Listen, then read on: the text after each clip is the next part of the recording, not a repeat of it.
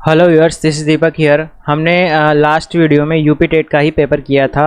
अब देखिए आज कर रहे हैं हम यूपी टेट का 2014 वाला भाषा फर्स्ट हिंदी का पेपर। क्वेश्चन नंबर 31 है, भेजे मन भावन के उधव के आवन की सुधि ब्रज गावनी में पावन जबे लगी। इस पंक्ति के रचनाकार कौन है? सूरदास, कुंभनदास, नंददास या जगन्नाथ दास रत्नाकर। तो आपके इस पंक्ति के रचनाकार है जगन्नाथ दास रत्नाकर।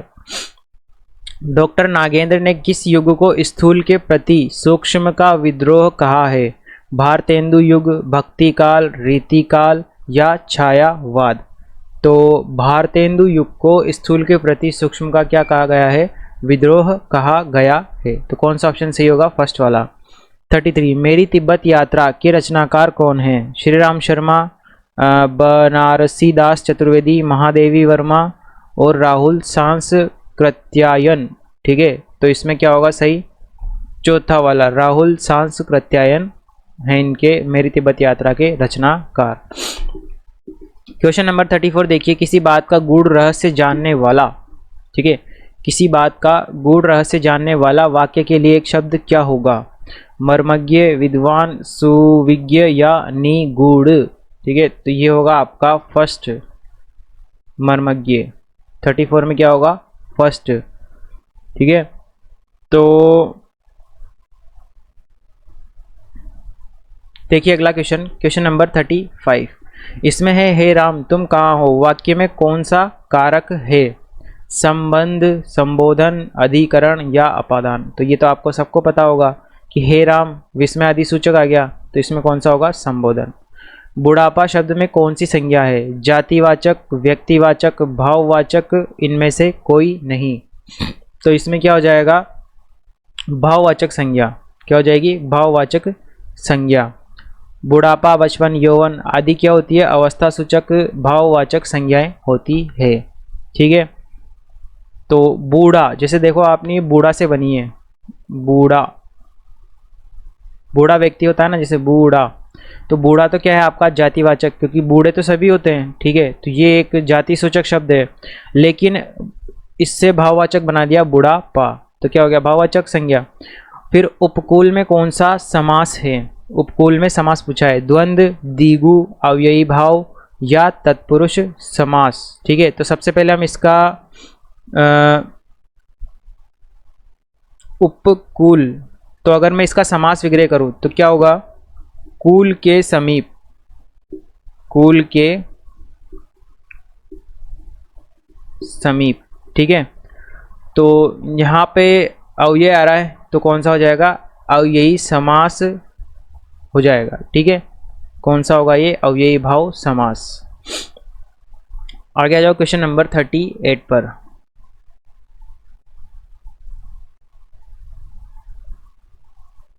वे शब्द जो धातु या शब्द के अंत में जोड़े जाते हैं उन्हें क्या कहेंगे? प्रत्यय। ठीक है, और आगे जो जोड़े जाते हैं उनको क्या बोलते हैं? उपसर्ग। फिर आ जाओ, निम्न में से किस शब्द में उपसर्ग का प्रयोग हुआ है? अब इनको तोड़ के लिख लेते हैं। लिखाई, जो टूट जाएगा उसमें उपसर्ग अपने आप दिख जाएगा। लिखाई, लिख प्लस ई या जो भी है ये नहीं टूटेगा। हानिकारक, ये भी नहीं टूटेगा। उप प्लस कार, ये टूट सकता है। उप प्लस कार। अपनापन, अपना प्लसपन, ये भी नहीं टूट पाएगा। ठीक है, तो उपकार में क्या जाएगा आपका? उप उपसर्ग हो जाएगा। ठीक है, औंधी खोपड़ी मुहावरे का अर्थ है मूर्ख होना, कुछ निर्णय न कर पाना, किंग कर्तव्य विमूढ़ होना या झगड़ालू होना। तो औंधी खोपड़ी का मतलब है मूर्ख होना। ठीक है, औंधी का मतलब उल्टी खोपड़ी। ठीक है, तो जिसकी उल्टी खोपड़ी होती है वो कैसा होता है? मूर्ख व्यक्ति होता है। ये हो गया आपका क्वेश्चन नंबर 40। ये इस प्रकार के मुहावरे कभी अपन काम में नहीं लेते। औंधी खोपड़ी, देखो। Next question number 41। Question number 41 में है, त्यागपत्र उपन्यास के उपन्यासकार कौन है? तो यशपाल, जैनेन्द्र, अज्ञेय या उपेंद्र नाथ अश्क। तो आपका सही आंसर होगा जैनेन्द्र होंगे इसके। हिंदी साहित्य के इतिहास के संबंध में modern vernacular literature of Hindustan किसने लिखा है? Garcin de Tassy, George Abraham Grierson, Sunita Kumar Chatterji या धीरेन्द्र वर्मा। ये क्वेश्चन रिपीट हुआ है। ठीक है, तो किसने लिखा है? जॉर्ज अब्राहम ग्रियर्सन ने लिखा है। ठीक है। 43 देखिए, निम्नलिखित में से कौन सा वाक्य शुद्ध है? उसने मुझे पास आने के लिए कहा, उसने मुझसे, यहाँ ये सेकंड वाले शब्द में खेल है। उसने मुझसे पास आने को कहा, उसने मुझे पास आने को कहा, उसने मेरे को पास आने के लिए कहा। ठीक है, तो ये उसने शब्द के साथ मेरा, मेरी, मेरे, मेरे लिए, ये शब्द तो ये तो अशुद्ध होता है। ठीक है, तो इसमें सही कौन सा होगा? उसने मुझे पास आने को कहा। अब ये मुझसे लगा दिया इसने, इसलिए गलत हो गया। उसने मुझे पास आने के, यहाँ पे के लगा दिया इसलिए गलत हो गया। तो उसने मुझे पास आने को आएगा, यहाँ पे को कहा। ठीक है, तो कौन सा ऑप्शन सही होगा? तीसरा वाला। ये इस तरह के क्वेश्चन पूछ सकता है वो आपसे रीट वाले पेपर में। ठीक है, वाक्य शुद्धि के। उसके बाद आ जाओ क्वेश्चन नंबर 44। क्वेश्चन नंबर 44 में है, मूक होई बाचाल पंगु चढ़ई गिरिवर गहन जासु कृपा सो दयाल द्रऊ सकल कली मल दहन। ठीक है, प्रस्तुत पंक्तियों में कौन सा छंद होगा? सोरठा, चौपाई, दोहा या बरवे? तो ये होंगे आपके सोरठा होंगे। अब ये आपको अर्धसम मात्रिक छंद है। ये आपको मात्राएं देखनी होती है। ठीक है, तो जिसके पहले और तृतीय चरण में कितनी 11 और 11 मात्राएं हों, 11 और 11 मात्राएं, और दूसरे तथा चौथे चरण में 13-13 मात्राएं होती है। वहाँ पे कौन सा होता है? अर्धसम मात्रिक छंद होता है। ठीक है, और ये क्या है आपका? सोरठा। ठीक है, तो इस तरह क्वेश्चन नहीं पूछेगा आपसे ये। वैसे अगर पूछता भी है तो संस्कृत में जाएगा, ये छंद वाला मामला संस्कृत में जाएगा। ठीक है, तो देखो कौन सा वर्तनी से शुद्ध है? विशेष, विशेष, विशेष या विशेष? तो ये पहला वाला शब्द है, सॉरी पहला वाला क्या हो जाएगा आपका? सही हो जाएगा, विशेष। उसके बाद आ जाओ 46। मैथिली शरण गुप्त ने नहीं लिखा है, कौन सा वाला नहीं लिखा? साकेत, जयद्रथ वध, कामायनी, यशोधरा। तो कौन सा वाला नहीं लिखा? कामायनी। चौराहा शब्द में कौन सा समास है? ये देखो क्वेश्चन ये भी रिपीट हुआ है, तो ये यहाँ रिपीट हो रहा है ना, तो ये अपने वहाँ पे रीट में भी रिपीट हो सकता है। तो चौराहा क्या हो जाएगा? चार रास्तों का समूह। तो कौन सा हो जाएगा? द्विगु समास। जो क्वेश्चन यहाँ पे रिपीट हो रहे हैं ना, वो पॉसिबिलिटी बनती है उनकी कि वहाँ भी रिपीट हो जाएंगे रीट में भी। ठीक है, ऐसा कैसा क्वेश्चन भी आ सकता है, या चौराहा से रिलेटेड हो समास वगैरह पूछ लेगा, या फिर कौन सा समास है, या उसको वाक्य में प्रयोग करके पूछ सकता है कि कौन सा समास होगा। Question number 48। बिना पढ़ा हुआ अंश वाक्यांश के लिए क्या शब्द होगा? अपठित, मौलिक, अपभ्रंश या अपठनीय। ठीक है, तो अपठनीय तो क्या होता है? जिसको पढ़ा ना जा सके। तो इसमें क्या होगा सही आंसर? अपठित, जिसको पढ़ा नहीं गया है। तो 49। भाषा शिक्षण के अंतर्गत वर्तनी संबंधी त्रुटियों का निवारण करना चाहिए। ये इस तरह के क्वेश्चन जो आपके भाषा शिक्षण के हैं, ये आपसे पूछेगा वो। ठीक है, तो भाषा शिक्षण के अंतर्गत वर्तनी संबंधी त्रुटियों का निवारण कैसे करना चाहिए? वर्तनी का शुद्ध उच्चारण एवं लेखन अभ्यास कराकर, त्रुटियों का प्रकार गिनाकर, वर्तनी के बारे में कुछ बातें बताकर, त्रुटियों की उपेक्षा कर। तो यह आ जाएगा वर्तनी का शुद्ध उच्चारण और लेखन का अभ्यास कराकर। ठीक है, प्रैक्टिस मेक्स परफेक्ट। तो 50 आ जाओ। क्वेश्चन नंबर 50 में है, बच्चों में भाषा प्रयोग की दक्षता विकसित करने के लिए क्या आवश्यक है? बच्चों में भाषा प्रयोग की दक्षता विकसित करने के लिए आवश्यक है उन्हें सुनने और बोलने की पूरी आज़ादी हो, उन्हें कविताएं याद हो, मुहावरे याद हो, किसी वक्ता के साथ रहते हों। तो बोलने और सुनने की जब उनको पूरी आज़ादी होगी ना, तो वो अपने आप भाषा प्रयोग की दक्षता को विकसित कर लेंगे।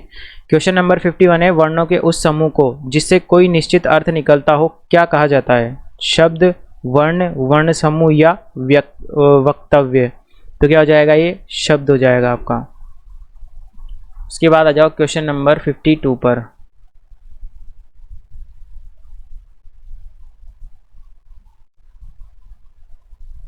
देखो प्रश्न नंबर 52 में कहा इसने कि वे कथन जो आपसी व्यवहार में सामान्य रूप से प्रयुक्त होते हैं उन्हें क्या कहेंगे? अनौपचारिक कथन, औपचारिक कथन, प्रासंगिक कथन या तर्कसंगत कथन? तो आपसी व्यवहार में, तो व्यवहार में तो अपने अनौपचारिक कथन चलते हैं। ठीक है, तो क्या हो जाएगा यहाँ पर? अनौपचारिक। तो औपचारिक कथन कौन से होंगे? जो आपसी व्यवहार में सामान्य रूप से ना चलते हों। जैसे मैं अभी आपको यहाँ पे क्वेश्चन करवा रहा हूँ, तो मैं मेरे डेली लाइफ में इसी तरह से बात नहीं करता। जैसे मैं आपसे यहाँ पर बात कर रहा हूँ ये क्वेश्चंस या पेपर के साथ, तो ये मैं जो आपसे बात कर रहा हूँ ये तो हो जाएगी औपचारिक, और जो मैं जब किसी से बात करूँगा और से नॉर्मल से डेली लाइफ में, तो वो हो जाएगा मेरा अनौपचारिक। क्वेश्चन नंबर 53, निम्न में से किस पत्रिका का संबंध इलाहाबाद से होगा? ब्राह्मण, समन्वय, हिंदी प्रदीप या माधुरी? तो इसमें से होगा ये आपका हिंदी प्रदीप।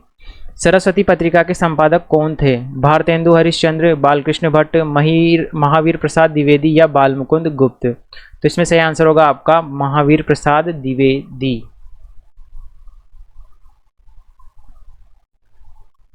देखो वापस ये आया, निम्न में से कौन सा शब्द अमात्रिक है? कारखाना, अमिताभ, कलरव या चहचहाना?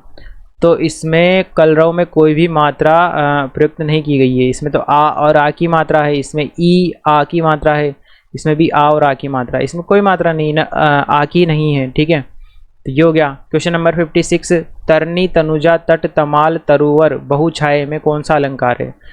ऑब्वियसली अनुप्रास अलंकार होगा। त त त और त और त कितनी बार रिपीट हो गया? पांच बार रिपीट, तो क्या हो गया? अनुप्रास। जहाँ पे शब्दों के वर्णों की क्या हो? रिपीटेशन, यानी कि बार बार वर्णों का दोहराव हो, तो वहाँ पे कौन सा अलंकार होता है? अनुप्रास अलंकार।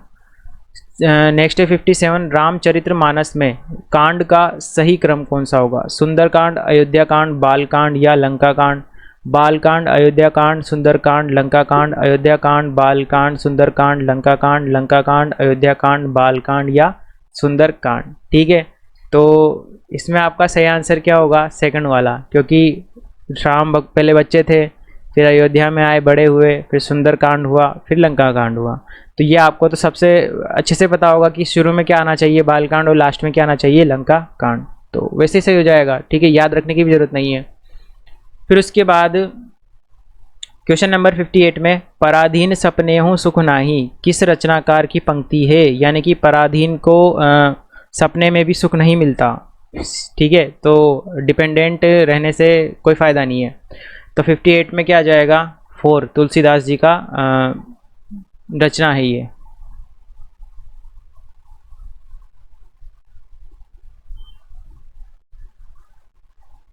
देखो क्वेश्चन नंबर 59, क्वेश्चन नंबर 59 में दिया है कि वह थोड़ा बीमार है। इस वाक्य में थोड़ा में कौन सा क्रिया विशेषण होगा? ये जो थोड़ा है ना आपका, इसमें कौन सा क्रिया विशेषण है? ये थोड़ा क्रिया की विशेषता बता रहा है, थोड़ा, बिल्कुल थोड़ा सा। परिमाण, काल, स्थान या रीति? तो क्या होगा? परिमाण, भाई कितना? भाई थोड़ा सा, कितना? आधा किलो, पाव भर, तो वो थोड़ा आ जाएगा। तो अमृत लाल नागर के किस उपन्यास में गोस्वामी तुलसीदास की जीवनी को आधार बनाया गया है? बूंद और समुद्र, सुहाग के नूपुर, मानस का हंस या अमृत और विष? तो इसमें सही आंसर होगा आपका मानस का हंस, ठीक है। तो ये पेपर भी होता है आपका कंप्लीट, ये हो गया आपका कंप्लीट। मिलते हैं नेक्स्ट पेपर में, नेक्स्ट वीडियो में, तो बाय।